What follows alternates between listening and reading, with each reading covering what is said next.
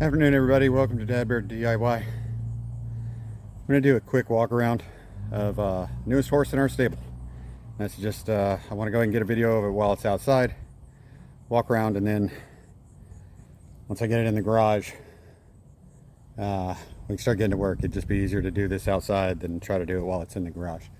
So today I picked up a 1999 Jeep Cherokee XJ from a local auto repair shop, and got a really good deal on it, and I'm very happy with the condition it's in. It is not running, and I know of at least one for sure problem, and another one is a possible problem, but we may end up doing that because I've never done it before, and just to be safe, it just might be one of those things to do. So without further ado, I'm going to switch you around and I'm going to introduce you to Rudy.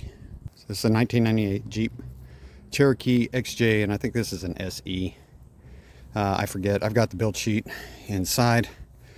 Things right off the bat, you can see it's on newer generation Jeep wheels. Those are 18-inch wheels with BF Goodrich KO2s on them. Inline 6 automatic transmission, 4-wheel drive.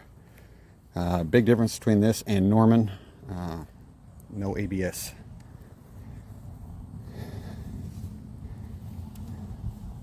It's gonna need a battery, probably new battery cables. It's got AC, not sure if it works. One known problem I know that it has for sure. The owner told me it has a leaking freeze plug, and it's one of the ones down here. It's not the harder to reach ones. So we are going to be replacing freeze plugs on this, so that'll be one of our things. Other things I'm noticing, it looks like this is a replacement fuel rail. There's no place to check for pressure that I've seen on it. These connectors look new also for the injectors, which means the injectors might be new. We'll see.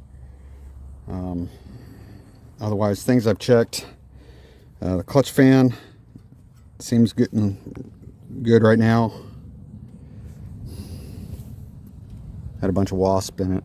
Not sure about it. Does not. I'm not running it right now. I've turned it over a couple times just to see what kind of sounds I get. It's been sitting for about 4 months, so oil level was good. The oil didn't look terrible. The transmission fluid looks good. Nice rosy red. We got power steering fluid. Brake fluid is good level. It's probably going to need to be flushed, but anyway, same gear ratio in the diffs as Norman. 355. Got a Dana 30 and a Chrysler 8 1/4 in the back. And it has a few panels have been replaced. The back hatch has been replaced. Struts work. And this door was replaced. It was the same color, but this fender has been replaced. It is not the same color. And the header panel looks like it's been replaced. But that might, I don't know. It's hard to tell with the header panels. Small crack in the header panel here. I'm thinking I might try to just fix that rather than replace it.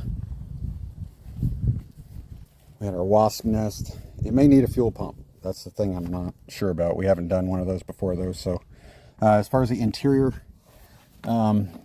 this is originally a South Carolina truck. So it's a southern truck. There's not, I know there's floor mats and everything down, but the interior, with the exception of the cracks in the vinyl and that kind of stuff, and the headliner has fallen down, that's only in the last 4 months or so. The interior is actually in really good shape, and also the undercarriage looks really, really, really good. The only place where there's rust, we got some surface rust spots. We got a spot there, and then this is probably the worst spot on the truck. We got a little bit there on that drip rail. Drip rail seemed to be the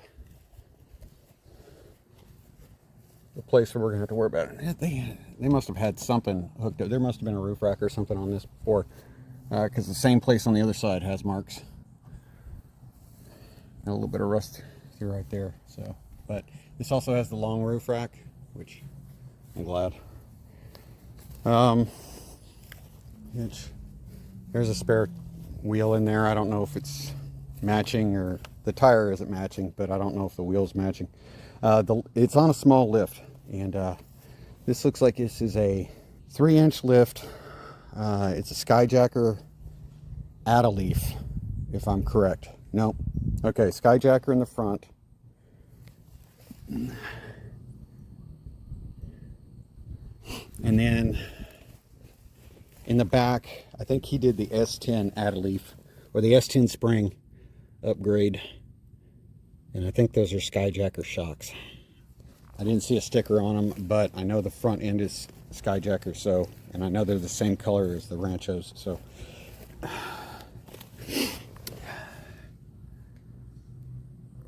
It's been sitting for a bit, as you can see. Caliper might be binding up a little bit.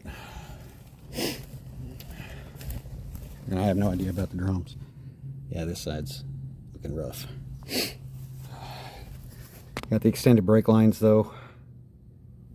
Extended sway bar mounts. But as you can see, I mean, I'm just trying to give you a quick look. I'm not going to get fully under there right now, just because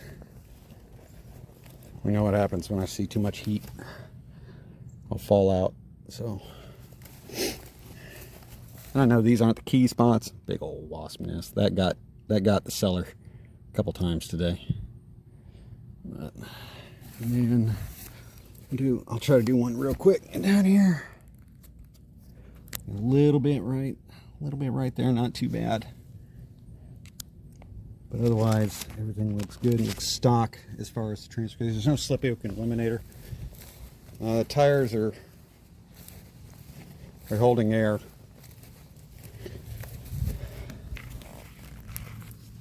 Let's see.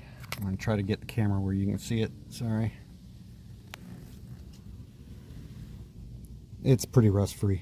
So I'm happy with it. I got it for less than what I originally got Norman for. So, if you remember, if you've seen what Norman looked like, here's what we paid for that. This is definitely a deal. So, we haven't decided exactly what we're going to do with this yet. It's a 98, it's not a 99. There are some subtle differences between the 98 and the 99.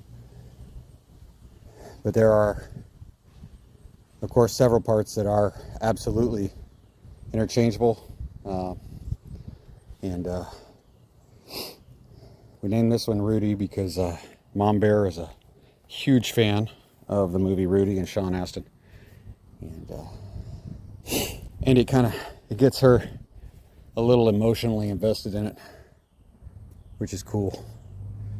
She's already taken pictures and sent them to friends and that sort of thing. So, and she likes the way it looks on these newer wheels. So, but that is Rudy.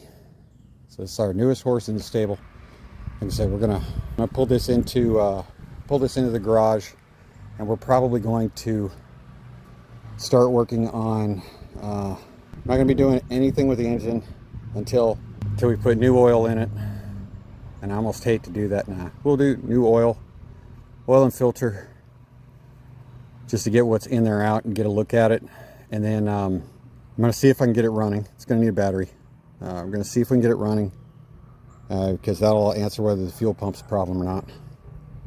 And after that, I'll start taking things apart to replace the freeze plugs.